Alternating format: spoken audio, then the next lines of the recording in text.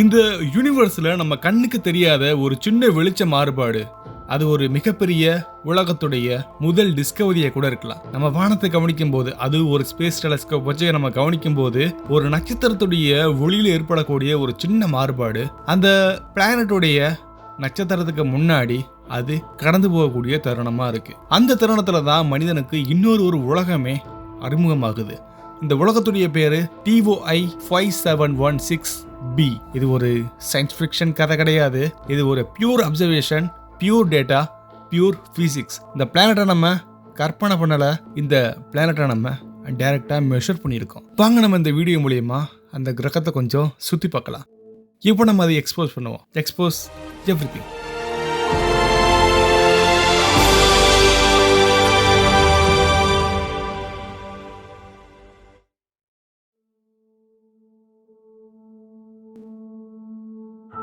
TOI 5716b இதை கண்டுபிடிக்க ஆரம்பிக்கப்பட்ட இடம் நாசானால இயக்கப்படக்கூடிய டெஸ்ட்னு சொல்லக்கூடிய டிரான்சிட்டிங் எக்ஸோபிளானட் சர்வே சேட்டலைட். டெஸ்டுடைய வேலை சிம்பிளா தெரிஞ்சாலும் அதோடைய துல்லியமான அகன்ற பார்வை இந்த ஒட்டுமொத்த வானத்தையுமே ஒயிட் ஃபீல்டா, அதாவது ரொம்ப அகலமா ஸ்கேன் பண்ணிக்கிட்டே இருக்கு. ஒவ்வொரு நட்சத்திரத்துடைய பிரைட்னஸை தொடர்ந்து இதை மெஷர் பண்ணும். ஒரு பிளானட் அந்த நட்சத்திரத்துக்கு முன்னாடி கிராஸ் ஆகும்போது அந்த நட்சத்திரத்துடைய வெளிச்சம் அது மைக்ரோ மேக்னிடியூட் லெவலில் கொஞ்சம் குறையும், அதாவது டிப் ஆகும். இந்த டிப்பை நம்ம செப்பரேட்டாக பார்க்க முடிஞ்சா அது நார்மலான ஒரு சின்ன வெளிச்ச மாறுபாடு இல்லை, அது அந்த கிரகம் சுத்தக்கூடிய அந்த வழிபாதை, அதோடைய சிக்னேச்சர். இந்த கிரகம் நமக்கு கொடுத்த அந்த லைட் கர்வ் ரேண்டம் ஃப்ளக்சுவேஷன் அல்ல, இது ஒரு பீரியாடிக் ரிப்பீட்டபிள் ஒரு ஒண்டரான ஒரு மூவ்மெண்ட்னு சொல்லலாம். இந்த பிளானட் அதோடைய ஹோஸ்ட் ஸ்டார்னு சொல்லக்கூடிய மைய நட்சத்திரத்தை ஃபிக்ஸ்டா ஒரு குறிப்பிட்ட கால இடைவெளியில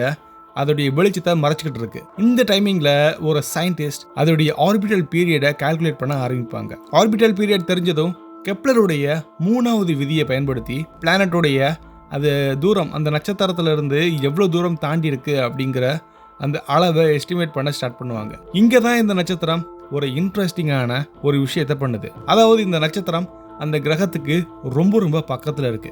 நம்ம இப்படியும் சொல்லலாம், இந்த கிரகம் அந்த நட்சத்திரத்துக்கு ரொம்ப பக்கத்துல இருக்கு. பூமியோட பல மடங்கு ரொம்ப பக்கம். அதாவது பூமிக்கு சூரியனுக்கு இருக்கக்கூடிய இடைவெளி நீங்க கம்பேர் பண்றதுக்கும் அதை நீங்க கம்பேர் பண்ணீங்கன்னா இவ்வளோ பக்கத்துல ஒரு நட்சத்திரத்தை ஒரு கிரகம் சுத்துதா அப்படின்ற ஒரு ஆச்சரியம் வரும். அதுவும் இந்த கிரகத்தை நம்ம இந்த அளவுக்கு ரொம்ப டீப்பா பார்க்கறதுக்கான காரணம் இது முழுசா உருவாகவே இல்லை. இந்த வெளிச்ச மாறுபாட்டில் ஏற்படுத்தப்பட்ட அந்த டெப்த் மூலியமா இந்த கிரகத்துடைய ரேடியஸை நம்ம கால்குலேட் பண்ணுவோம். ஸ்டார்ஸோட இந்த சைஸை நம்ம தெரிஞ்சிட்டோம்னா அது எவ்வளோ லைட்டா பிளாக் பண்ணுது அப்படிங்கிறத நம்ம கொஞ்சம் ஓரளவுக்கு தெரிஞ்சுக்கலாம். தென் அதோடைய பிசிக்கல் சைஸுமே நமக்கு ஓரளவு கிடைக்கும். இந்த கிரகம் பூமியை விட ரொம்ப பெருசா இருக்குன்றது நமக்கு தெரிய வந்திருக்கு. ஆனா நெப்டியூனோட ரொம்ப சின்னதா இருக்கு. சயின்ஸ்ல இதை நம்ம சூப்பர் எர்த்னு சொல்லுவோம், அல்லது சப் நெப்டியூன் பவுண்டரியில் இருக்கக்கூடிய ஒரு பிளானட்னு கிளாசிஃபை பண்ணுவோம். இந்த பவுண்டரி ரீஜியன் பிளானட்டரி சயின்ஸ்ல ரொம்ப முக்கியமான ஒன்று. ஏன்னா இங்க தான் ராக்கி பிளானட்னு சொல்லக்கூடிய நம்ம பூமி மாதிரியான கல் கிரகம் ஒரு கேஸ் ரொம்ப அதிகமா இருக்கக்கூடிய பிளானட்டா மாறுது. சைஸ் மட்டும் பிளானட்டா முழுசா சொல்லிடாது. அதோடைய சயின்டிஸ்ட் அது எந்த அளவுக்கு ஃபாலோ பண்றாங்க அப்படிங்கறத பொறுத்து பல டேட்டாஸ் நமக்கு கிடைக்கும். கிரவுண்ட் பேஸ்ட் டெலஸ்கோப் மூலியமா ரேடியல் வெலாசிட்டியை மெஷர் பண்ணாங்க. இதன் மூலியமா இந்த நட்சத்திரத்துடைய ஓர்பிளை நம்ம மெஷர் பண்ணும்போது பிளானட்டுடைய மாஸ் நமக்கு ஓரளவுக்கு தெரிய வரும். நமக்கு ரேடியஸ் கிடைச்சிருச்சு, இந்த கிரகத்துடைய மாஸும் கிடைச்சிருச்சு.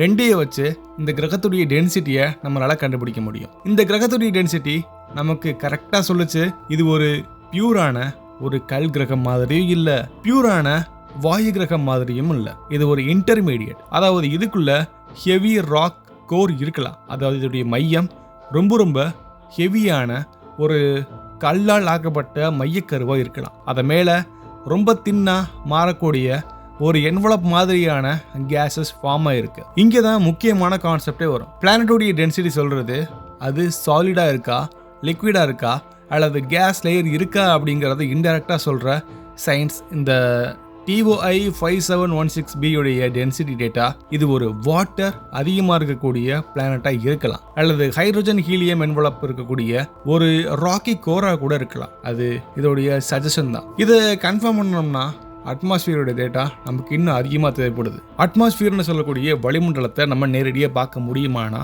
டைரக்டா நம்மளால பார்க்க முடியாது. ஆனா சயின்ஸுக்கு சில இன்டைரக்ட் டூல்ஸ் இருக்கு. டிரான்சிட் டைம்ல அந்த நட்சத்திரத்துடைய வெளிச்சம் கிரகத்துடைய வளிமண்டலம் மூலியமா பரவி நம்மளுடைய பூமியை நோக்கி வரலாம். அந்த வெளிச்சம் நம்ம கண்ணுக்கு தெரியும். அந்த லைட்ல ஸ்பெசிபிக் வேவ்லென்த் கண்டிப்பா நம்மளால அப்சர்வ் ஆகும். இதை நம்ம டிரான்ஸ்மிஷன் ஸ்பெக்ட்ரோஸ்கோப்பின்னு சொல்லுவோம். ஃபியூச்சர்ல ஜேம்ஸ் வெப் மாதிரியான ரொம்ப அதிநவீன ஸ்பேஸ் டெலஸ்கோப் மாதிரியான பல முன்னணி டெலஸ்கோப் இந்த கிரகத்தை அதோடைய வளிமண்டலத்தை இன்னும் டீப்பா பார்க்கலாம். அதோடைய வாட்டர் வேப்பர் எவ்வளோ இருக்கு, CO2 எவ்வளோ இருக்கு, மீத்தேன் மாதிரியான மாலிகூல்ஸ் இருக்கா இல்லையா அப்படிங்கிறத கன்ஃபார்ம் பண்ணும். இந்த கிரகத்துடைய நட்சத்திரம் சூரியனோட ரொம்ப கூலிங்கா இருக்கும். இதனாலதான் பிளானட்டோடைய ஈக்குவலிபிரியம் டெம்பரேச்சர் நம்ம பூமியை விட ரொம்ப அதிகமா இருக்கிறதுக்கு வாய்ப்புகள் இருக்கு. இது நம்ம கிளாசிக் ஹேபிட்டபிள் ஜோன்ல இருக்கக்கூடிய ஒரு பிளானட் இல்லைன்றதை கன்ஃபார்ம் பண்ணலாம். ஆனா ஹேபிட்டபிலிட்டி சயின்ஸுக்கு இது ஒரு தேவைப்படாத ஒரு பிளானட் இல்லைங்கிறதையும் நம்ம ஒத்துக்கிறோம். ஒரு கிரகத்துடைய எவாலுவேஷன் அதோடைய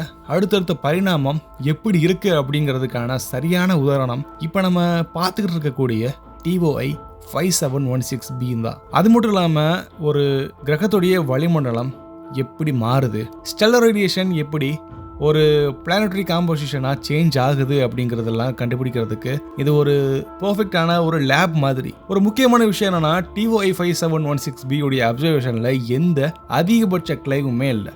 அதாவது இங்க ஒரு ஏலியன் லைஃப் இருக்கலாம், ரொம்ப ஆழமான கடல் இருக்கலாம் அப்படிங்கிற எந்த விதமான ஹைப்பே இல்லை. டேட்டா சொல்றது அது ஒரு பிளானட். அந்த சயின்ஸ் உண்மையை சொல்றதான் நம்ம பார்க்குற ஒரு மிகப்பெரிய அழகும் கூட. இந்த கிரகம் நமக்கு சொல்றது, இதை நமக்கு சொல்லிக் கொடுக்குற லெசன், பிளானட் எல்லாமே பூமி மாதிரி இருக்கக்கூடாது. யூனிவர்ஸில் பல பிளானட், இந்த பிளானட்டரி டைவர்சிட்டி நம்ம எதிர்பார்க்கறத விட ரொம்ப பெருசாக இருக்குது. இந்த பிளானட்டை நம்ம ரொம்ப டீப்பாக படிக்கிறதன் மூலியமாக நமக்கு எக்கச்சக்கமான தரவுகள் நமக்கு கிடைக்கலாம். இதோடைய light curve analysis, error bars, statistical confidence, follow up confirmation, பல முக்கியமான ரிவ்யூஸ், இதுதான் ரியல் சயின்ஸ். இது வெறுமன ஒரு டாட் இல்லை, இது ஒரு ஈக்குவேஷன், ஒரு டேட்டா செட், ஒரு லாங் செயின் ரீசனிங்னு சொல்லலாம். இன்னும் வருஷங்கள் போக போக இந்த கிரகத்துடைய அட்மாஸ்பியர், அதோடைய ஸ்பெக்ட்ரா நமக்கு அதிகமாக கிடைக்கலாம். மாடல்ஸ் அப்டேட் ஆகும், இனிஷியல் அசம்ஷன் இன்னும் கொஞ்சம் ரிஃபைன் ஆகும். சயின்ஸில் உண்மைதான் ரொம்ப ஒரே மாதிரி இருக்கக்கூடிய விஷயம் கிடையாது. அது கண்டினியூஸாக ஷார்ப் ஆகும். இந்த யூனிவர்ஸில் ஒவ்வொரு பிளானட்டும் ஒரு கொஷினை உண்டாக்கும். அந்த மாதிரி இந்த பிளானட் நமக்கு ஏற்படுத்தக்கூடிய ஒரு கொஷின், பிளானட் எர்த் மாதிரி இது மாறுறதுக்கு முன்னாடி இது எப்படி இருந்திருக்கும்? அந்த கேள்விக்கு பதில் தேடுற ப்ராசஸ்ல மாடர்ன் ஆஸ்ட்ரோனாமி இன்னும் க்ரோ ஆகிட்டே இருக்கு. இந்த மாதிரியான உலகங்களை புரிஞ்சுக்கிறதுல தான் நம்ம பூமியை பற்றி இன்னும் நம்ம அதிகமாக பெட்டராக புரிஞ்சுக்க முடியும். நம்ம பிளானட்டுடைய ஸ்பெஷல் என்னன்னா, மற்ற பிளானட்டை நம்ம ஸ்டடி பண்ணாதான் நம்மளை பற்றி நமக்கு தெரிய வருது. அந்த கம்பேரிசனுக்கு ஒரு சயின்டிஃபிக் ரெஃபரன்ஸ் இதுதான். இது ஒரு டிஸ்கவரியோடைய கதை இல்லை, இது ஒரு மெஷர்மெண்ட்டோடைய கதை, ஒரு டேட்டா ஸ்டோரி. இது பலருக்கு சயின்ஸ் எப்படி பில்ட் ஆகுது அப்படின்றத காட்டுறதுக்கான ரியல் எக்ஸாம்பிள். நம்ம சேனல்ல நீங்க சப்ஸ்கிரைப் பண்றது சென்சேஷனல் கண்டென்ட்டுக்காக இல்லை, உண்மையான ஒரு டீகோடை நீங்க தெரிஞ்சுக்கிறதுக்காக. இந்த யூனிவர்ஸ் சைலண்டா பேசுது, லைட்டா நம்பர்ஸ்ல, கிராஃப்ல. அந்த மொழியை நம்ம புரிஞ்சுக்கிறதுக்கு இந்த சயின்ஸ் ஒரு மிகப்பெரிய கருவியா இருக்கு. அந்த மொழியில ஒரு புதிய வார்த்தை TOI 5716b.